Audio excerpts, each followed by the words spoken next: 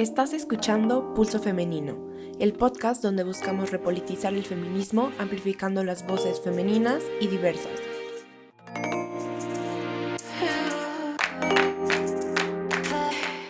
Soy Renata Suárez y te invito a ponerte los lentes morados y unirte a la conversación.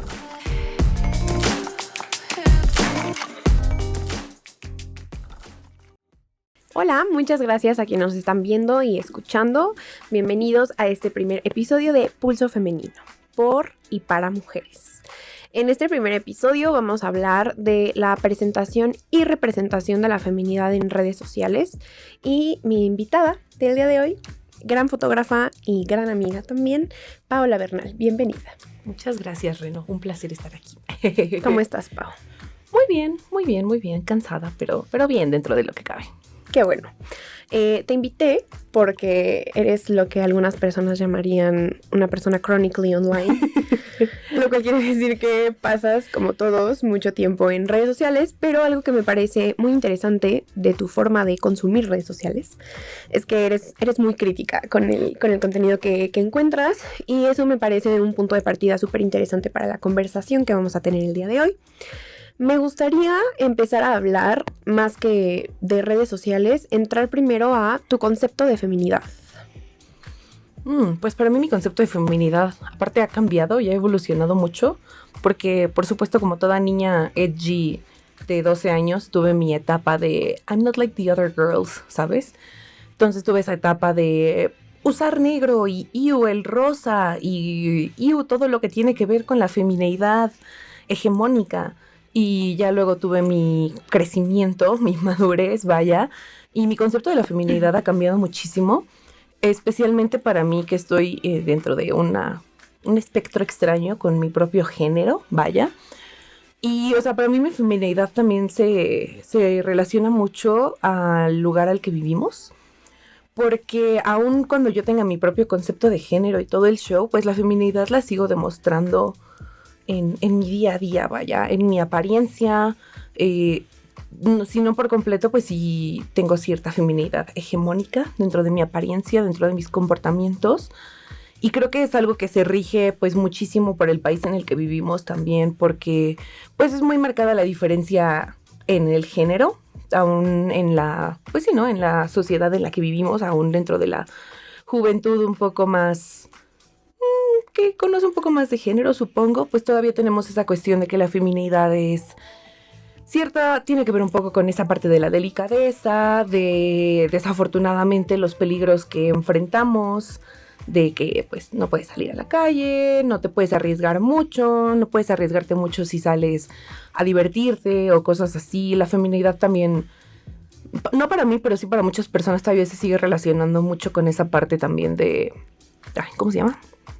Perdón, de cómo nos relacionamos en nuestro día a día, y esa parte de las mujeres siguen siendo más tiernas.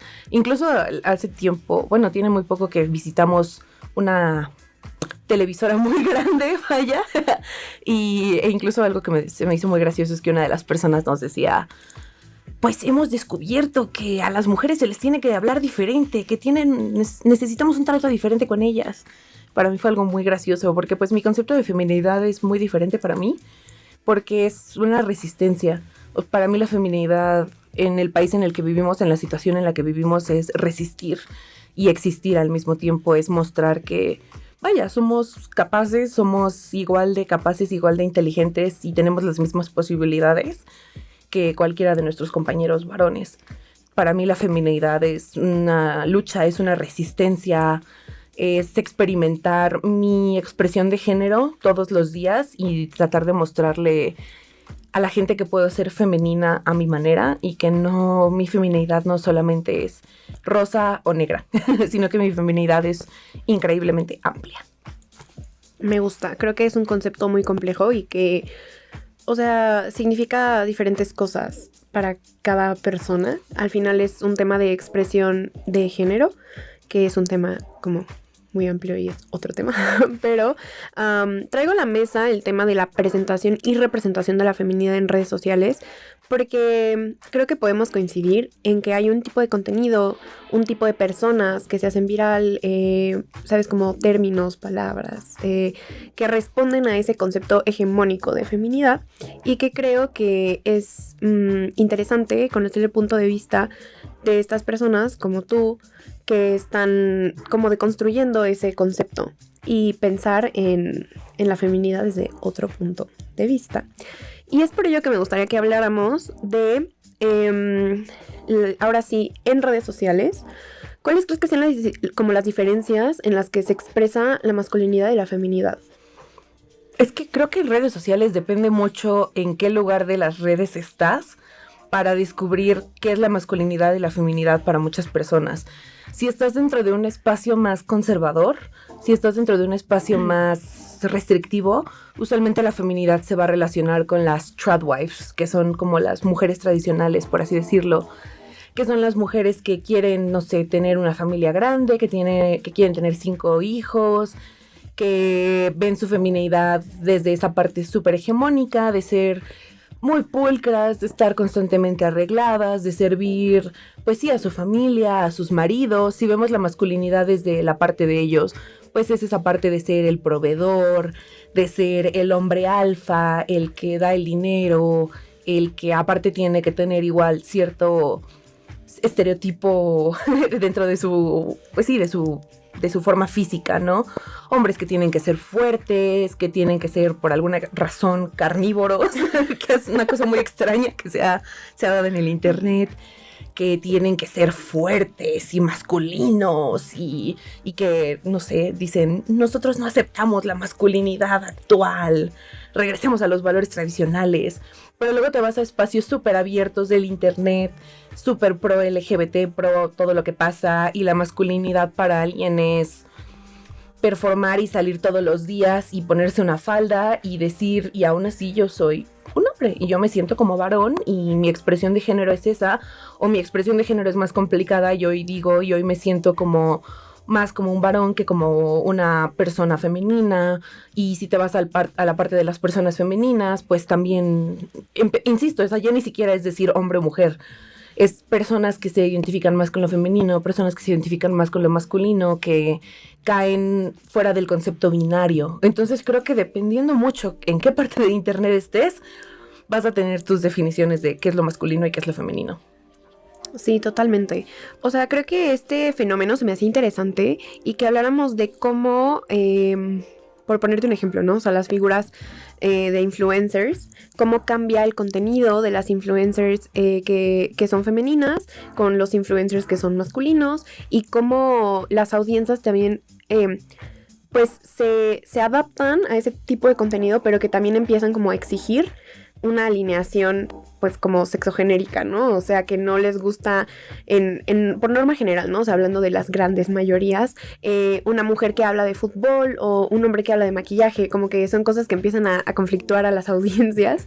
Y me gustaría que habláramos desde tu punto de vista y las redes sociales que tú consumes, que son diferentes a las que yo consumo, por ejemplo, tanto en contenido como en plataformas tal cual. O sea, tú has estado desde hace ya mucho tiempo en plataformas como Reddit, como Tumblr, que es como un poco el agujero del internet y como los lugares donde no todo el mundo llega, pero yo que consumo las formas más como mainstream de las redes X, antes Twitter, Facebook, Instagram, etcétera, TikTok sobre todo.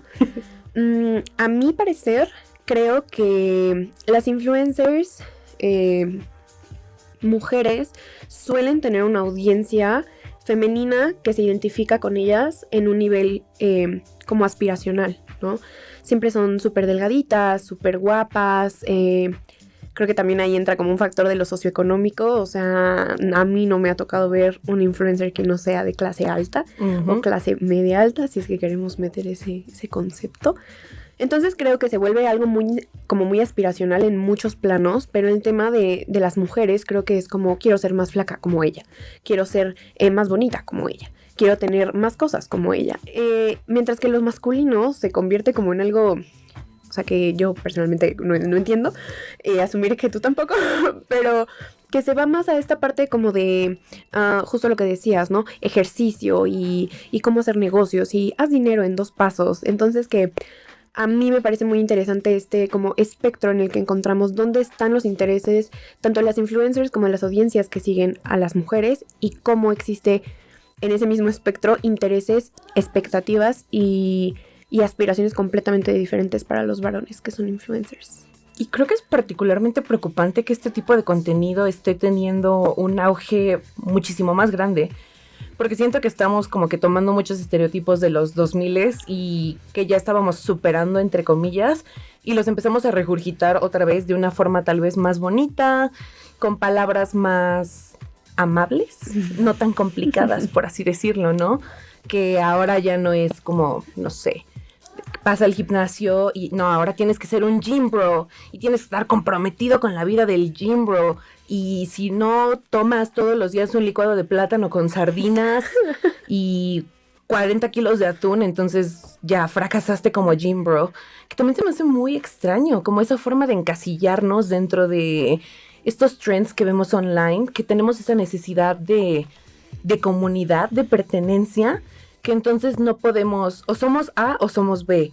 No podemos ser un intermedio dentro de eso, y la verdad sí se me hace muy complicado el contenido que estamos consumiendo, porque aparte cada vez creo que encuentran más formas de camuflajearlo para que no se vea tan dañino, o mucha gente toma también la excusa, ¿no?, de la libertad de expresión. Después yo puedo publicar en Instagram lo que yo quiera, si no te gusta pues bloquéame o dame un follow, que vaya, a veces sí soluciona muchas cosas y nada más es alguien fastidioso que dices tú, ay ya por favor cállate. Pero si ya son personas con millones de seguidores, entonces ya no es tan fácil como bloquear y silenciar, porque la información le sigue llegando a un montón de personas. Y obviamente esa información después sale a otras plataformas y a otras plataformas, y dentro de esas plataformas a 1000 aristas diferentes. Entonces también la forma en la que consumimos este tipo de cosas se me hace muy complicada. Porque entonces ya tienes millones de opiniones y millones de personas diciéndote cosas completamente diferentes. Tienes gente peleándose y ves threads con 44,000 tweets y Juanito trata de convencer a Perenganito de un punto y nunca llegan a nada.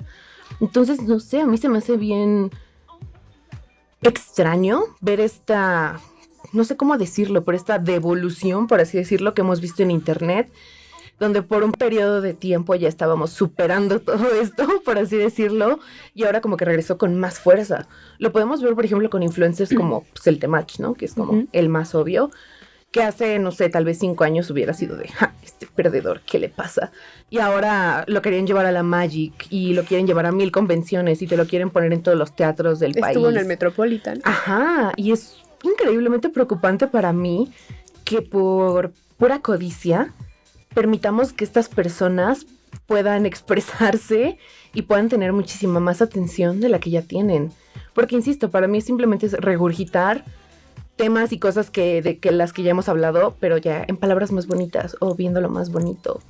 Y no, y no, es muy preocupante. Sí, o sea, qué bueno que tocas este tema porque justo para mí siempre ha sido muy interesante cómo nombramos las cosas, ¿no? Y entonces ahora que hablamos de esto, como volver a conceptos misóginos, patriarcales y que tienen otro nombre, creo que a veces cuando hablamos de estructuras patriarcales y como de estos temas que suenan muy complejos, pero en realidad son importantes porque se pueden ver en cualquier área de nuestras vidas.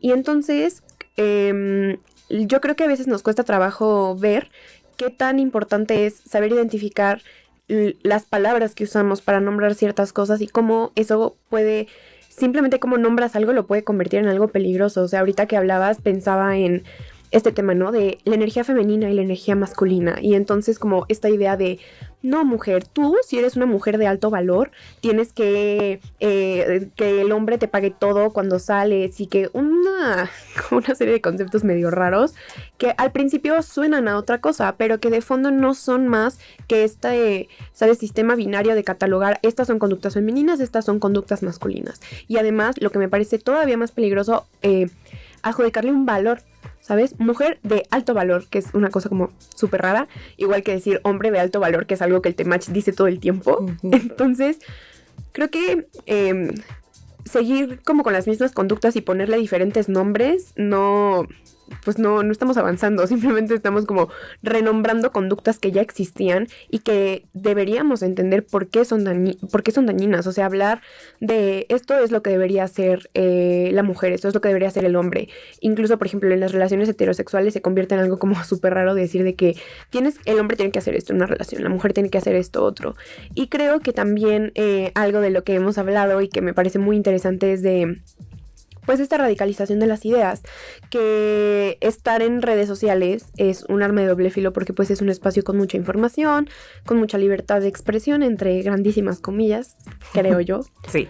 Pero al final las redes sociales están diseñadas para mantenernos ahí. Entonces, si en cierto punto les conviene mostrarte solamente opiniones de gente que está de acuerdo contigo, pues entrarás como en esta cámara de eco, de repetición de tus propias ideas y que pues no te invita al cuestionamiento.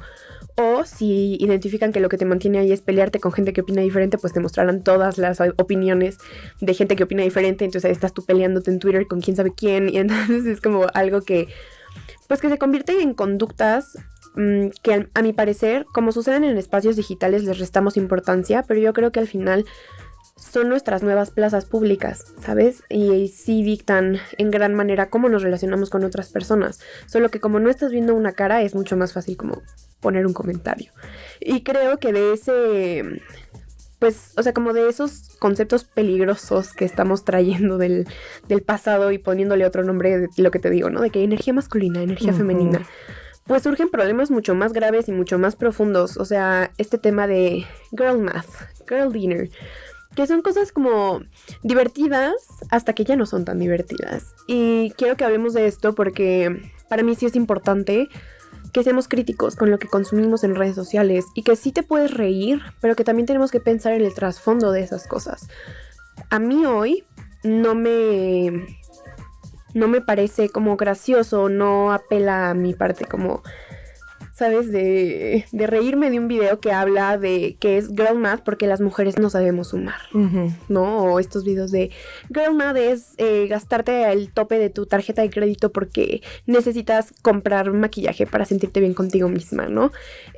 Pues videos que creo que pues la mayoría que está en redes ha visto. Y girl dinner. Que grita trastorno de alimentación, decir, ay, seno medio pepino porque es girl dinner y es como, no. Y creo que es justo lo que decíamos, ¿no? Y que personas como, digo, volver al Temach, que es la figura que se nos ocurre en este caso, que se sirven de esa radicalización de las ideas y de estos conceptos que parece que no son dañinos, pero que sí lo son.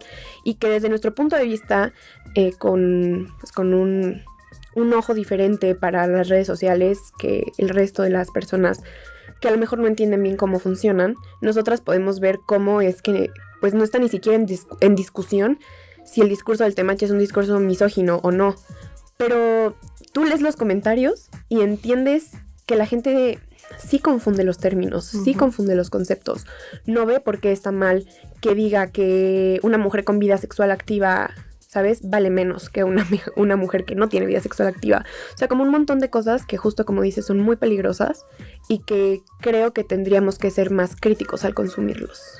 Completamente. Y creo que también a veces no nos damos cuenta, pero por ejemplo, esos términos, ¿no? Como girl math, girl dinner, son graciosos en, no sé, cuando alguien publica que se va a comer un hot dog con una saladita y un vaso de leche con chocolate y atún. De que, claro, da risa y lo puedes ver así. Pero creo que el momento donde se vuelve más complicado es cuando empezamos a ver, como dices tú, girl dinner, y es como que un tweet que se hace viral de alguien que solo está comiendo un hielo. Y dices, jaja, qué risa. Y luego te metes a la cuenta y resulta ser que es una niña de 14 años que tiene un trastorno alimenticio. Y ahí ya no da risa. Porque creo que no nos damos cuenta que muchas veces estas comunidades en línea toman ciertos términos o ciertos memes y los hacen lo suficientemente vagos como para que, puede ser a propósito o no, pero creo que lo terminan haciendo lo suficientemente vago para que los mortales, los comunes, los vean y digan, jaja, qué risa, pero sin entender el trasfondo de lo que está pasando. Por ejemplo, muchas personas también de la comunidad femcel, que es algo muy gracioso, que aparte el término femcel surge hace como no sé, no recuerdo bien, pero ya hace varios años y no está en nada relacionado con lo que ahora es la comunidad femcel, por así decirlo. Y luego vemos los memes de girls when they have a crush, ¿no? Y es de que Pearl gritando y dices tú, jaja, qué risa, sí soy.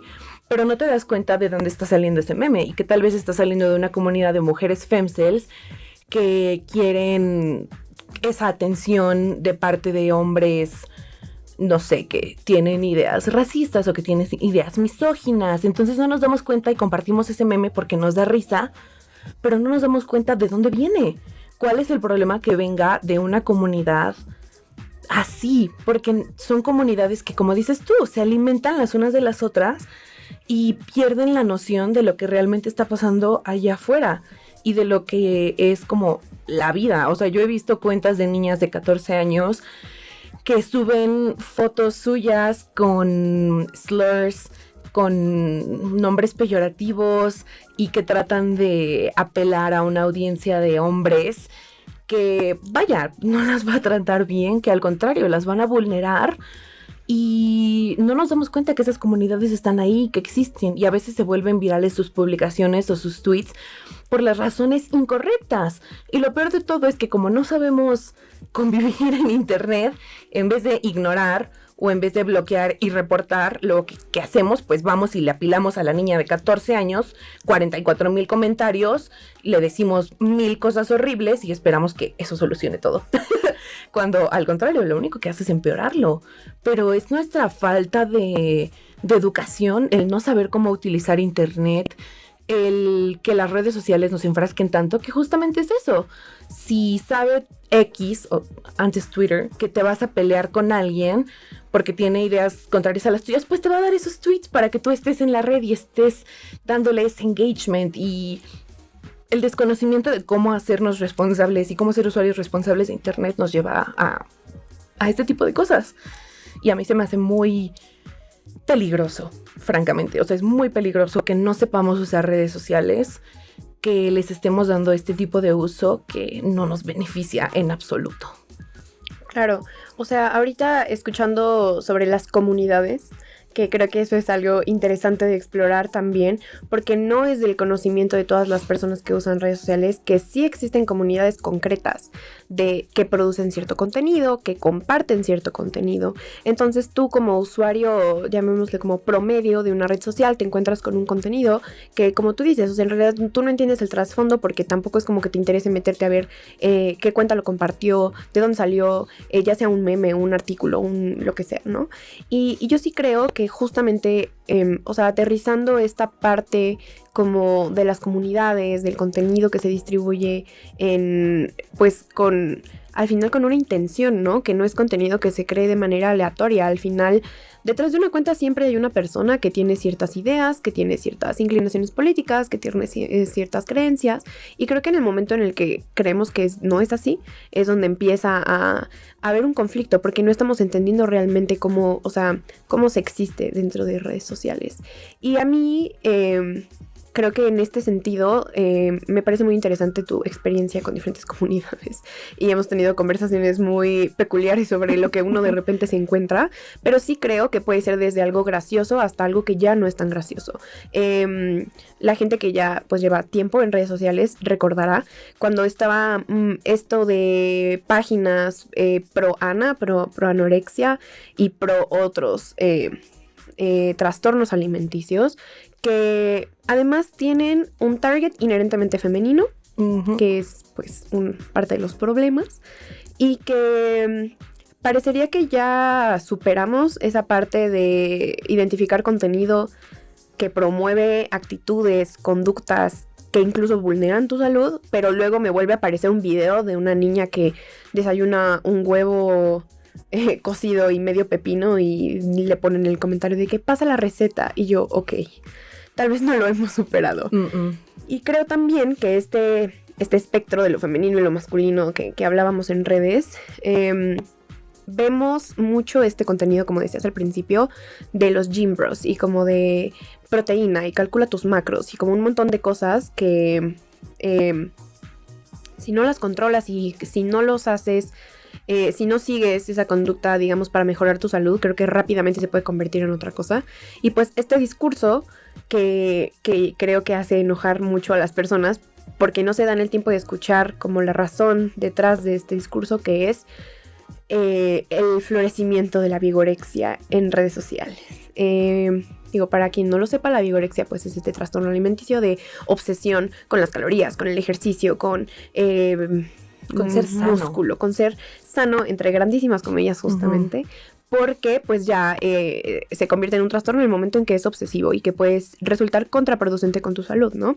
Entonces, he visto muchas personas introducir esta tesis de decir los gym bros, la gran mayoría, tienen un trastorno alimenticio que se llama vigorexia. Y como que esta resistencia a admitir, a reconocer que la polarización, que la radicalización de cualquier idea es negativa, pues frustra mucho este proceso de convivencia, de conversación, de diálogo en redes. Y me gustaría saber tu opinión concretamente en este tema, porque creo que, o sea, no es algo que a nosotras nos interese. Entonces, viéndolo desde afuera, creo que se pueden hacer insights muy, muy valiosos sobre eso. A mí, personalmente, desconozco por qué, pero X constantemente me está lanzando tweets de comunidades de trastornos alimenticios y me los lanza así como que ¡pum! En primera página para que los vea.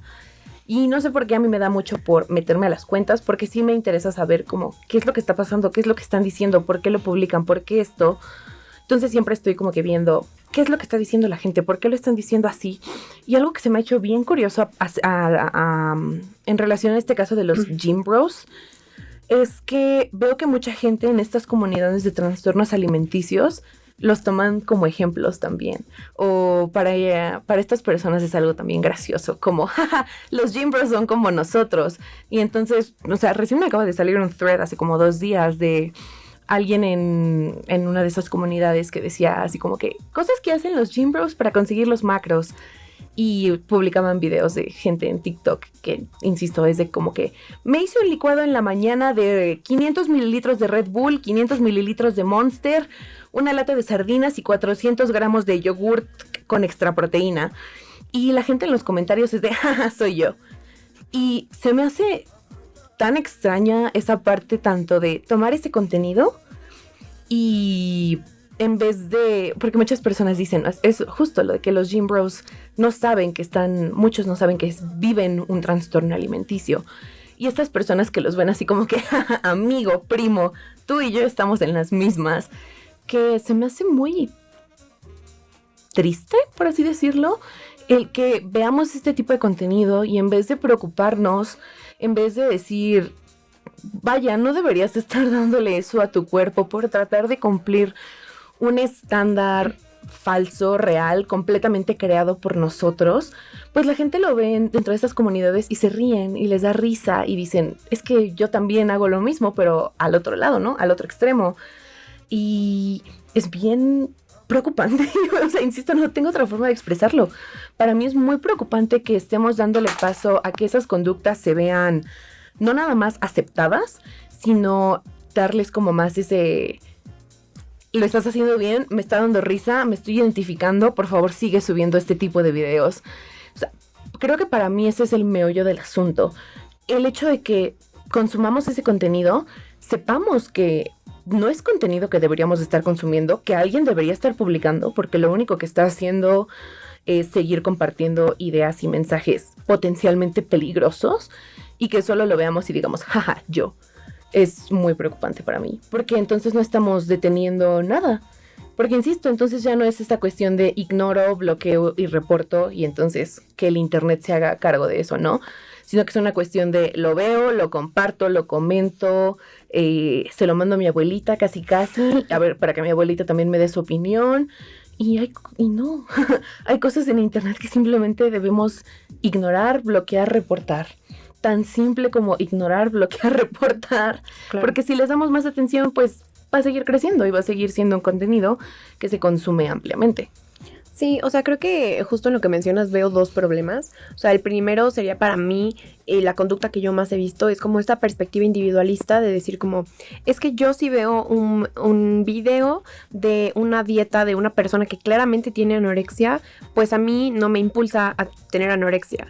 Pero creo que ahí es una percepción de tus propios límites, de tu propio código ético, un montón de cosas, y no consideras que hay gente allá afuera que tiene otra perspectiva, que tiene otra historia de vida y que ese contenido le puede impactar de forma distinta.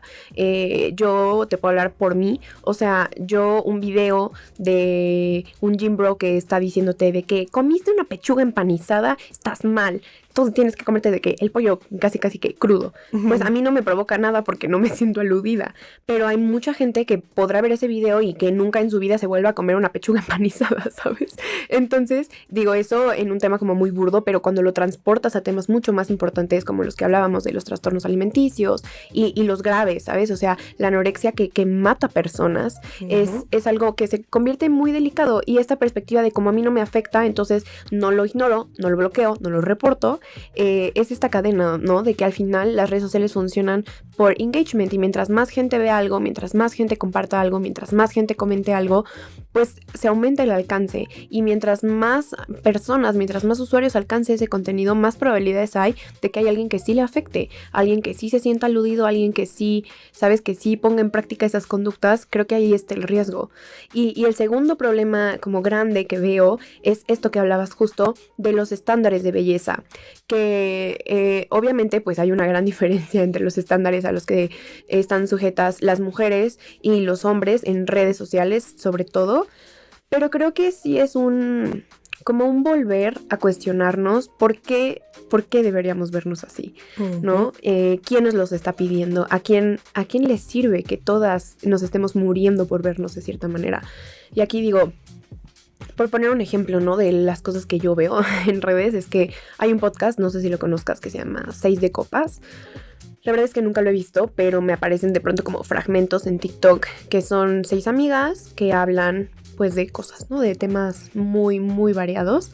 Y dentro de este grupo de amigas, pues hay mujeres con belleza muy hegemónica, delgadas, etcétera, ¿no? Como todo lo que nos imaginamos cuando una mujer guapa, ¿no? Vaya. Y otras 2 o 3 que pues sobre todo se hicieron famosas o llegaron a ese punto como de influencers. Una por ser una modelo plus size, que pues obviamente habla como de esto del body positivity, como todo este tema. Otra que es locutora de radio, que también es una mujer plus size. Y me da mucha curiosidad que cada vez que veo los comentarios de esos videos, y normalmente pues por ejemplo hablan de relaciones románticas, de citas, de vida sexual y todo eso, y he notado que cuando las mujeres gordas que hablan de su vida sexual, de su vida amorosa, los comentarios están llenos de no le creo, de cómo alguien podría salir con ella, de está mintiendo, que es una cosa como rarísima, ¿no? Entonces yo pensé en su momento ingenuamente que se trataba como de un odio general a ese grupo de mujeres, pero no, casualmente cuando las mujeres delgadas, lo que entra dentro de esta como belleza hegemónica, cuentan historias sobre sus relaciones pasadas, su vida sexual, cuando hablan sobre sus expectativas en una pareja, por ejemplo, la narrativa cambia completamente. Y entonces creo que entramos también en esto que es muy complicado de vincular cómo se ve una persona a su dignidad, al respeto que merece, al tipo de pareja que merece. Por ejemplo, el otro día vi un fragmento justamente de ese podcast de una de estas mujeres gordas diciendo que ella quería que su pareja fuera un hombre alto. Y los comentarios estaban llenos de este tipo de narrativa de que ella no merece tener un tipo. Ella no merece tener exigencias o expectativas de una pareja, y es por ser gorda. Y a lo mejor no lo dice el comentario tal cual, pero es esta forma de pensar. Y me gustaría también que, como que habláramos y profundizáramos de esta presentación y representación de la feminidad en redes sociales en términos de ¿por qué tenemos que ser delgadas? ¿Por qué tenemos que ser así como, ¿sabes? Como cumplir con este estándar para decir cosas. Al final las redes sociales son un poco esa intención, ¿no? Como de dar voz a todos por igual.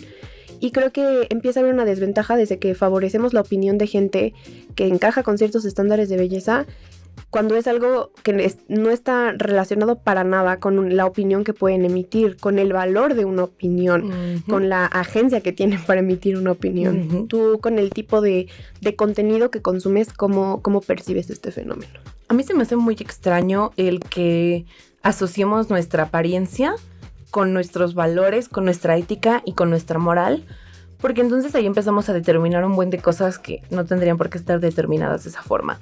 Es como decir los comentarios que luego son muy extraños, ¿no? De que, miren, esta persona envejeció muy bien, es porque es una buena persona. Y no, o sea, no se relaciona el que seas una buena o mala persona, dependiendo de las ideas de cada quien, con tu apariencia física. O sea, no tienen una relación en absoluto. Y lo hemos visto a lo largo de la historia y lo seguiremos viendo a lo largo de la historia. Personas que son hegemónicas, por así decirlo, y que están luego en posiciones de poder o cosas así que al final resultan no ser las mejores personas.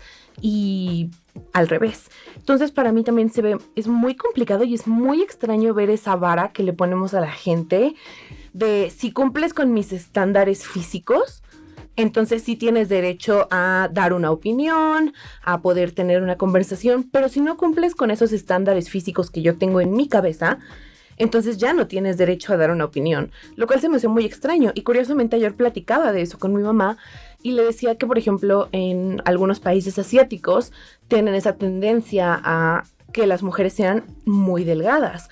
Entonces hay muchos trastornos alimenticios que se están dando en ciertos países. ¿Por qué? Porque tienen un estándar de belleza donde las mujeres tienen que ser muy delgadas. Y creo que incluso había una frase, algo así como que las mujeres de más de 30 años ya son como que las naranjas que sobran en la canasta, ¿no? Porque pues ya no tienen, incluso ahí metemos la edad, ¿no? O sea, ya su edad ya les resta valor, ya no son mujeres completas, por así decirlo. Y es algo que a mí se me hace muy extraño personalmente, porque, insisto, estamos regresando a un montón de cosas que ya estábamos superando, entre comillas, donde le decimos a la gente, no importa cómo te ves, puedes hacer lo que quieras, puedes expresar lo que quieras. Y estábamos entrando en una época donde veíamos a modelos, no sé, mujeres más gordas en comerciales de ropa interior, que empezamos a ver pasarelas con mujeres que tienen alguna discapacidad, mujeres gordas, mujeres negras, mujeres indígenas, y de repente estamos empezando a tener todo ese progreso y de repente empieza esta radicalización increíble de ideas en internet. Y entonces ahora una mujer gorda en un anuncio está mal porque éticamente y moralmente eso me habla que no se cuida y que no tiene salud, asumiendo mil cosas, por supuesto. Entonces, no sé, que Calvin Klein saque un anuncio con una mujer gorda es moralmente incorrecto.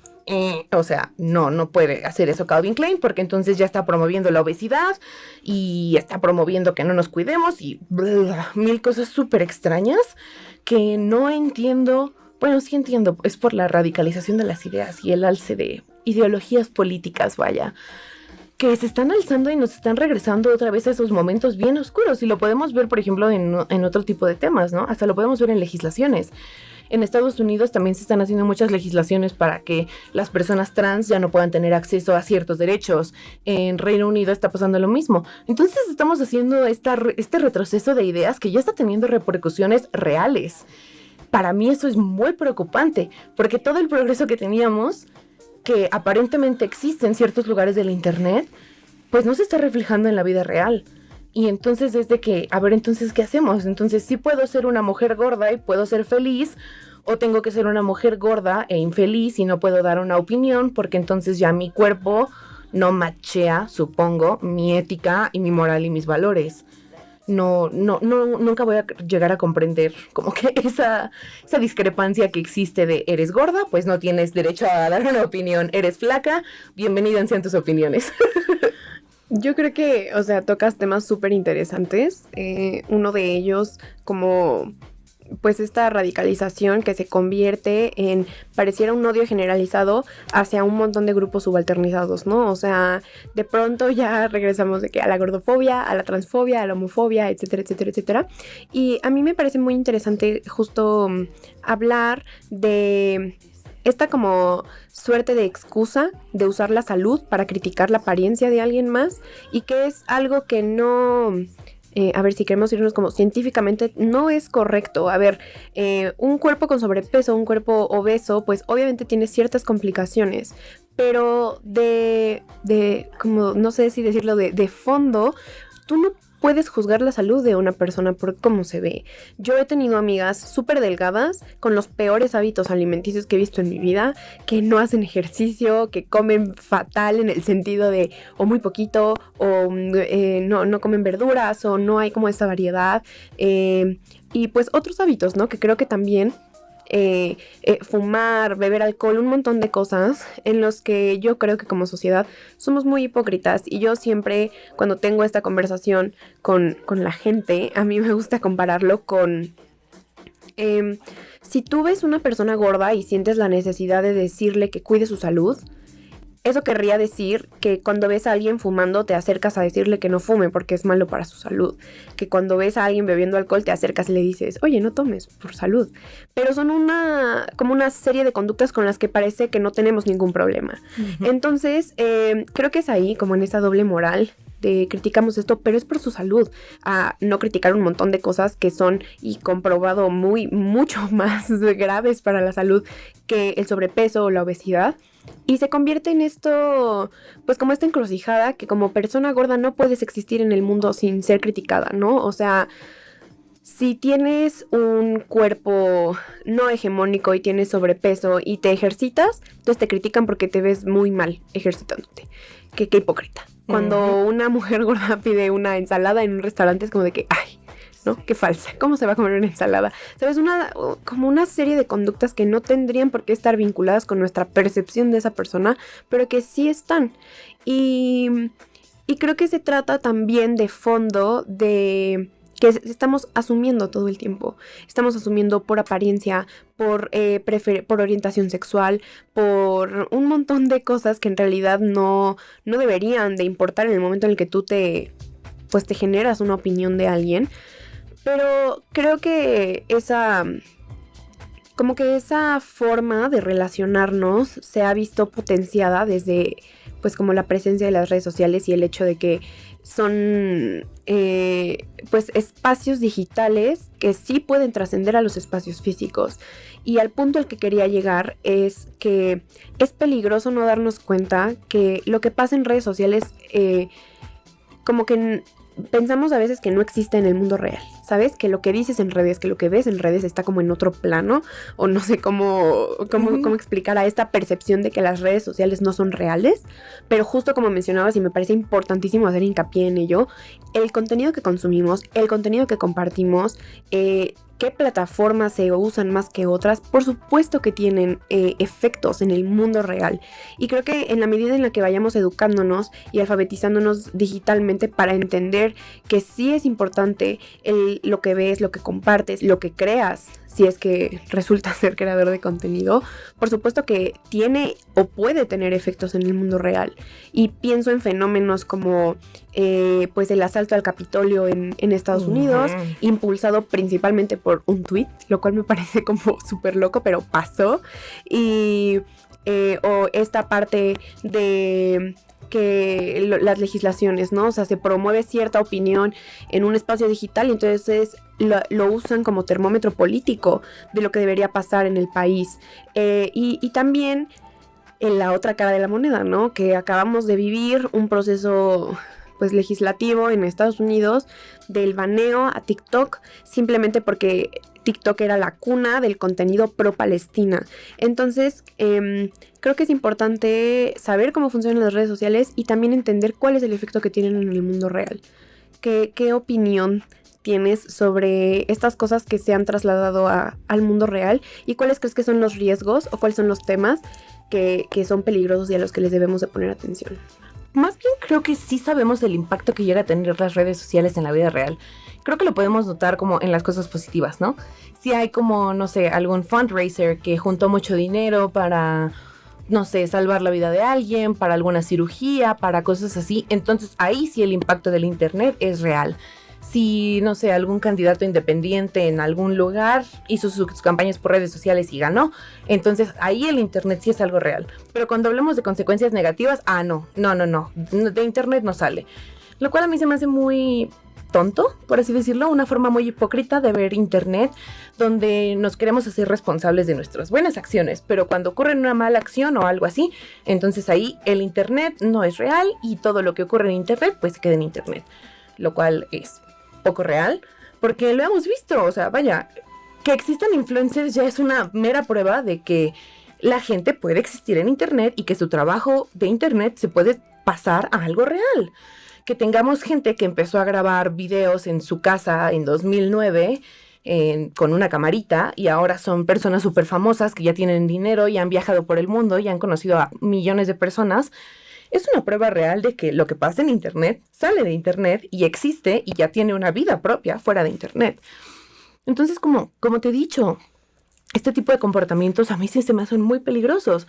También lo podemos ver, por ejemplo, con autoras como J.K. Rowling, que todo lo que ha dicho, toda la transfobia, todos esos mensajes de odio que ha lanzado, han tenido y están teniendo un impacto muy real en las vidas de las personas trans en Reino Unido, que ahora entonces están pasando leyes para que, no sé, los niños, creo que esto es en Estados Unidos, no en Reino Unido, pero para que los niños no puedan tener bloqueadores de hormonas, porque según la gente son irreversibles cuando los efectos de eso son reversibles. Entonces empezamos a ver comportamientos muy de ideologías de derecha que están llegando a la vida real.